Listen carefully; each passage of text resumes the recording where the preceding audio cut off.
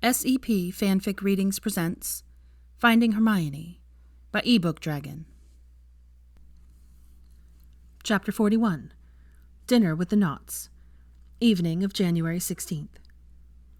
Draco and Hermione stepped into the receiving room at Nott Manor at 6:30 o'clock in the evening.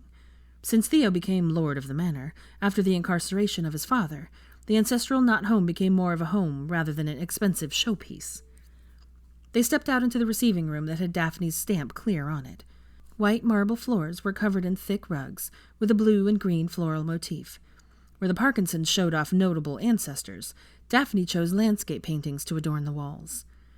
Draco led Hermione out of the empty receiving room, and to the downstairs parlor he knew Theo and Daphne used the most when entertaining.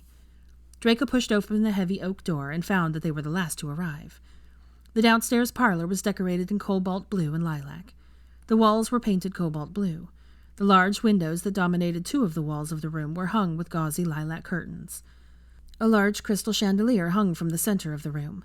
Beneath the chandelier was a large glass coffee table with an ornate silver base curling out beneath it. Circling around the coffee table were a collection of light gray armchairs and slightly curved sofas. Astoria had thought it immensely hilarious when her sister had created a round sitting room for hosting parties. She'd teased Daphne about trying to recreate King Arthur's Round Table. As a joke, Astoria gave her sister a painting of Camelot for her birthday the year before she died. The painting held pride of place over the mantel and roaring fireplace. On either side of the painting stood two miniature suits of armor on the mantel. While the room had always reminded Astoria of King Arthur, it had always reminded Draco of an informal version of the Wizengamot council chambers. Draco, Daphne, and Theo had all told Astoria about the council chambers and how it was decorated, specifically with the round table and the family crest magically emblazoned on the table. They all found the room cold and pretentious. Rose and Albus were running madly around the inside of the circle, narrowly missing crashing into the furniture and ignoring the admonishments of the adults to slow down. Ginny sat in an armchair with Harry perched on the arm. She appeared to be telling some story that had the rest of the group laughing uproariously. Blaise was taking up another armchair with Tracy in his lap. Helena and Greg were taking up one sofa to themselves. Greg narrowly caught Albus as he tried zipping past them and got caught up on Greg's feet. Theo was standing in front of the roaring fireplace, a grin on his face as he surveyed the group.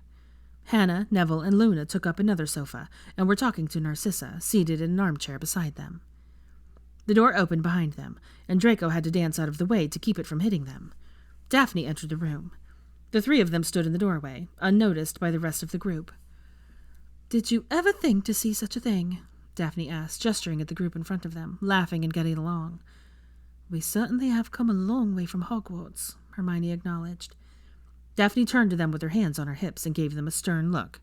"Now," she said in a no-nonsense tone, "you two have some explaining to do." Draco bit back a grin.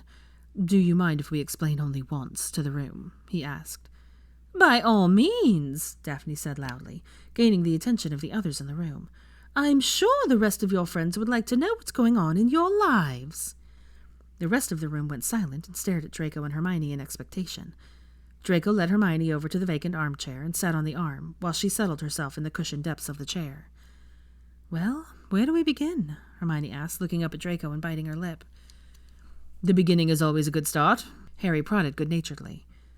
Hermione pulled up the sleeve of her sweater to reveal the glittering Malfoy cuff. "I guess this would be the beginning, then. In November, I woke up with a small bit of bling on my arm. Draco and I had just kissed for the first time the night before, and decided to be in a relationship. So, of course, I acted in a calm, mature manner when I woke up to find myself adorned in jewelry that I couldn't get off." Hermione smiled wryly as she said the last sentence. Draco snorted. He wasn't alone in his reaction. All the Gryffindors in the room made similar sounds of disbelief. "How bad did she hex you?" Ginny asked with some amusement. "Forgot her wand in the bedroom when she came pounding on my bedroom door to yell at me," Draco answered dryly. "Thankfully," he added. "Once I finally calmed down," Hermione started again. "And apologized," Draco added. "Wait," Harry interjected. "You got Hermione to apologize for something." The Gryffindors laughed again. Hermione looked like she wanted to throw something at her best friend. "I am fully capable of admitting when I'm wrong," Hermione protested, and then she added smugly and crossed her arms over her chest. "It just so happens that I'm not wrong that often." Draco picked up the story then, amid the laughter hanging in the room. Mother helped calm Hermione's panic, and that's how we found out that we're soulmates. An ancestor with misguided romantic notions decided to create a spell that would cause the cuff to appear on the arm of his soulmate, and those are future generations of Malfoy mates, though each cuff is different for each couple. Seemed to think a witch wouldn't mind a cuff with a Malfoy seal appearing suddenly on her arm without warning. Their audience listened rapt to Draco and Hermione's story. The ladies looked to be melting by the news that they were soulmates. "We didn't tell any of you at first." Hermione looked pleadingly around their circle. "It was a lot to take in, certainly more than either of us expected in a newly formed relationship." Hermione sought out Draco's hand and grasped it tightly. He smoothed his free hand through her curls. "We were going to tell you after the ball," Draco explained. "With everything that happened, though." Draco paused and shrugged his shoulders. "It just got away from us." A quiet moment settled over the group. Draco imagined the stress that they all went through while he was in a coma. The betrayal that some, like Harry and Ginny, must have felt at Weasley's attempt to kill Hermione. Hermione's guilt and worry. His mother's fear for his life. "I adopted Minerva," Draco announced to end the pull that hung over the room. Heads jerked suddenly in his direction, those that this was news to. Others smiled faintly, knowing the reasoning behind such an action. "Why?" Helena asked delicately, looking with curiosity between Hermione and Draco. "Minerva had a difficult time dealing with Ron's attack," Hermione explained. "She had an identity crisis and needed a change." "She looks like Scorpius," Neville spoke up. "It's a little eerie how similar they look. Practically twins." "How in the hell did you make her look like you?" Theo asked with incredulity from his place by the fireplace. "Blood magic," Hermione answered simply. A house elf in a stiff-looking miniature tuxedo came into the room and bowed low. He looked over to Daphne and intoned solemnly, "Dinner is served, madam." "Thank you, Mr. Carson," Daphne said with a kind smile. The elf exited the room, the door closing soundlessly behind him. Hermione broke into peals of laughter, and Daphne smiled at her, trying to suppress her own laughter. "Hermione, stop!" Daphne chided. "You can't be laughing when we go into the dining room." Hermione sobered a little. Little snorts of laughter escaped, and she wiped her eyes. "I'm sorry. I just had trouble picturing it when you told me that your house elf watched too much Downton Abbey." "He's got the elves dressing to the nines every day," Daphne whispered loudly with an air of exasperation.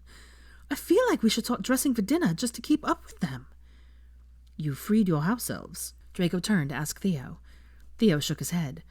"They made the clothes themselves. Bertie, or Mr. Carson now, started watching that show on the telly and informed us that they would all be wearing a uniform from now on." Theo said with a wry amusement, "Be glad your house elf wears a tutu." Draco shrugged. "Well, she's free, and I don't really care what she wears." The group adjourned to dinner, doing their best to do non-giggling imitation of lords and ladies. The large dining table was decked out in the Nott's best linens and silverware. Draco was sure the Nott china was under the domed silver cloches on the table. The walls of the dining room were papered with a red and gold filigreed wallpaper.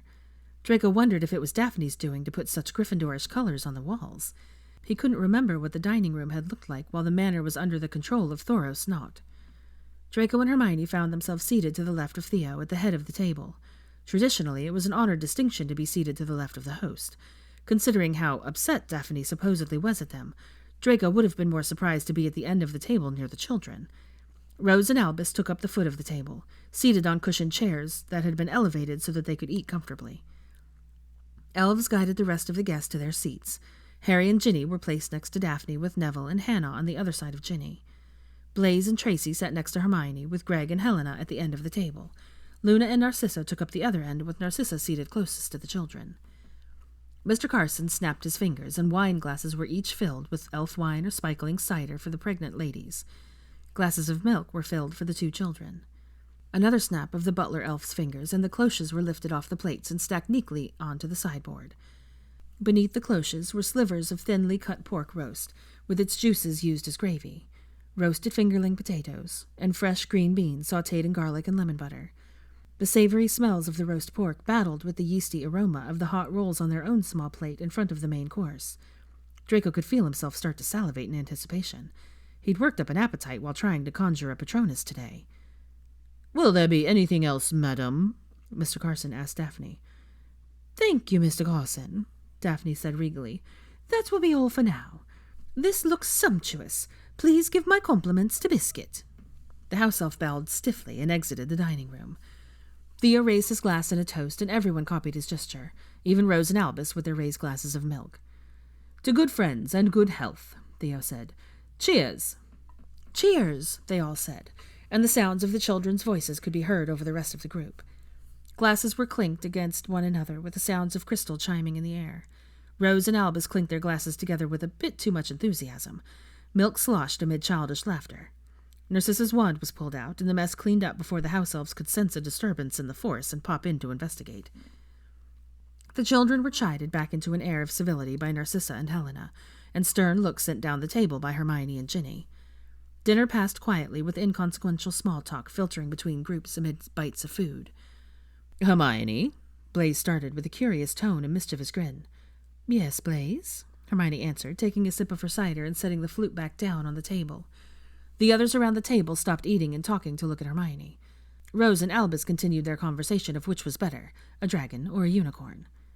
"I notice that you're not drinking the elf wine. Is there some happy news you'd like to impart to us?" Blaise finished with a smirk into his own wineglass. A few giggles and smirk passed around the table. It wasn't like there was a need for an announcement. It was evident that Hermione's pregnancy was a well-known secret among their group. "Hermione's pregnant," Draco blurted out before Hermione could calmly impart their news. "Ha!"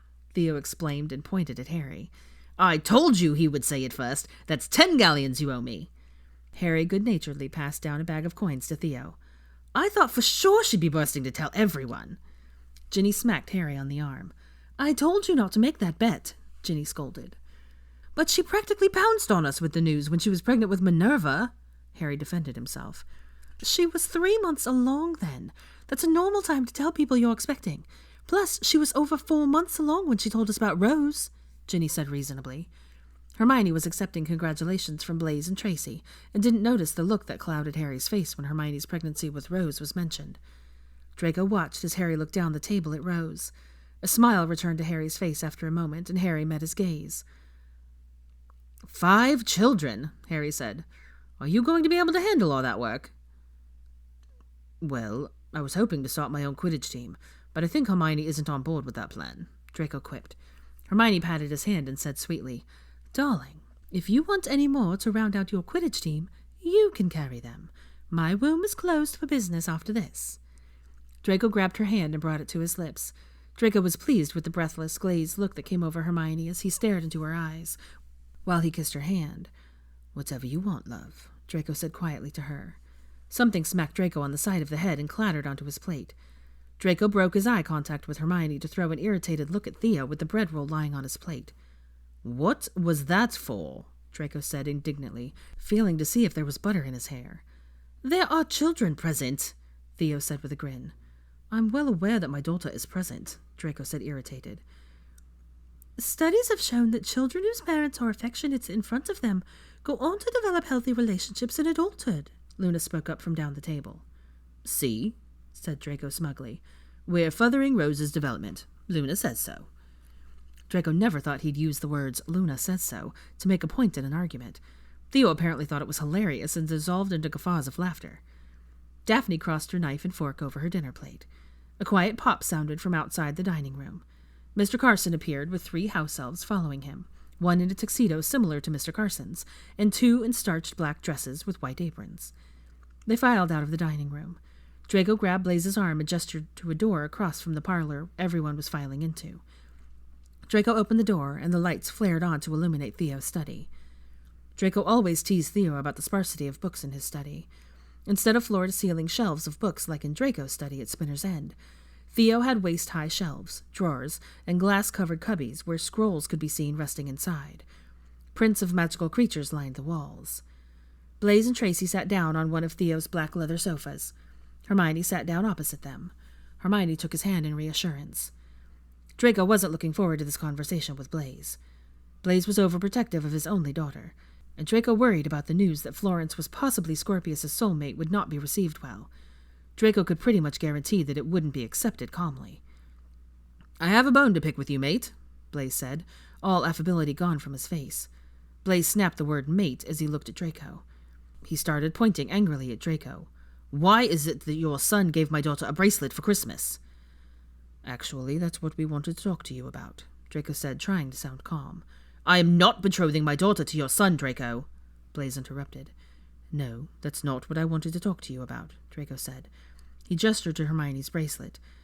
It's about the Malfoy cuff. There are signs when a Malfoy has met his soulmate, long before the cuff appears. What do you mean? Tracy asked with curiosity. Blaise kept his gaze on Draco and looked suspiciously at him. Hermione started to explain. Before puberty, it's straightforward, just a sense of comfort and friendship when they are around one another. And after puberty? Blaise interrupted harshly. A more romantic interest can develop, Hermione said slowly. Blaise stood up and started pacing the room. Draco could hear him muttering Italian to himself. Are you telling us this specifically because... Tracy said, ignoring Blaise's tirade behind her. Draco took a deep breath. His gaze flicked between Blaise and Tracy. I believe that Florence is Scorpius's soulmate. Nope, no way, not happening, Blaise exploded. He stormed over to Draco and got up in his face and started poking Draco in the chest. I'm not taking my daughter's choice away. She's going to marry for love when she's 35 and I'm dead. Blaise, Tracy chided. Come sit down, please. Stop threatening Draco. Blaise backed off Draco and went to flop down on the sofa beside Tracy with a sullen expression. When does the cuff appear? Tracy asked, looking at Hermione. Within 24 hours after the first kiss, Hermione said.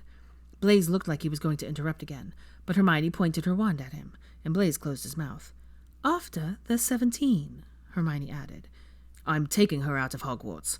She's going to Beauxbatons next year, Blaise said sullenly. There's no way that little shit is getting anywhere near my baby girl. Tracy gasped at Blaise's statement. Draco stood, about to beat some sense into his friend. Hermione reacted faster than him. She shot a stinging jinx at Blaise from her place on the sofa. She snatched Draco's wand out of his hand and held both, while she shot another stinging jinx at Blaise. Streams of red sparks shot out of both wands and hit Blaise in the chest. Blaise fell off the sofa and writhed on the floor at Tracy's feet. Hermione stopped her assault and moved the coffee table out of the way so that she could look down at Blaise, her hair billowing around her. Draco could hear her magic crackling from the ends of her hair. How dare you talk about my son that way? Hermione said with a quiet menace. She shot him another singing hex. Stop! Stop! Blaise panted, clutching at his chest and wincing when his hands made contact with the welts beneath his shirt. I'm sorry. I didn't mean it. I'm sorry. Draco stood behind Hermione and placed his hands on her arms. Lioness, give me the wands, he said quietly. We don't want to hurt Blaise anymore. Hermione dropped her arms and allowed Draco to guide her back over to the sofa. He took both wands from her unresisting grip. Hermione panted, and her hair crackled as she came down from her anger. Shit, she's scary when she's angry, Blaise exclaimed, wincing as he sat up. Tracy looked dispassionately at her husband and cast a cooling charm on him. You were out of line, Blaise, she said firmly. I know, Blaise said glumly. I'm just not thrilled that this curse is going to take away my baby's choice from her. Draco wanted to interrupt, but Hermione placed a finger over his mouth. Hermione was breathing deeply and looking contrite. Now that she'd calmed down, Draco thought that she was probably feeling guilty for attacking Blaise. Draco didn't feel remotely sorry for Blaise. He deserved the welts that were no doubt peppering his chest right now. It's not a curse, Blaise, Tracy said impatiently. When she's older, Florence can be with the one person she's meant to be with. Isn't that what you want for our daughter? This is too soon, Blaise said grumpily. She's only 11. It's not like they're getting married tomorrow, Blaise, Tracy said with a smile. We just want to be able to talk to you about this. Be open, so that we can prepare the kids for when they're older, Draco said placatingly. The children can make their own decisions about what they want to do when they're older, when they're ready, if our suspicions are correct. No betrothals, Blaise said to Draco. Hermione made a lunge for the wands Draco held in his hand. Don't hex me, Blaise squealed in terror, throwing his hands up to cover his face. Tracy smacked Blaise with a throw pillow as she said each word. Then don't say stupid things. Hermione pointed a manicured finger at Blaise. Let me make one thing perfectly clear, Blaise Zabini. I will not entertain any more nonsense about betrothing my son to your daughter. It's not going to happen. I think we should return to the group, Tracy said. Thank you for taking us aside to tell us. She glared at Blaise before turning back to look at Hermione and Draco. I'm sure Blaise will be much calmer when we discuss this in more depth later.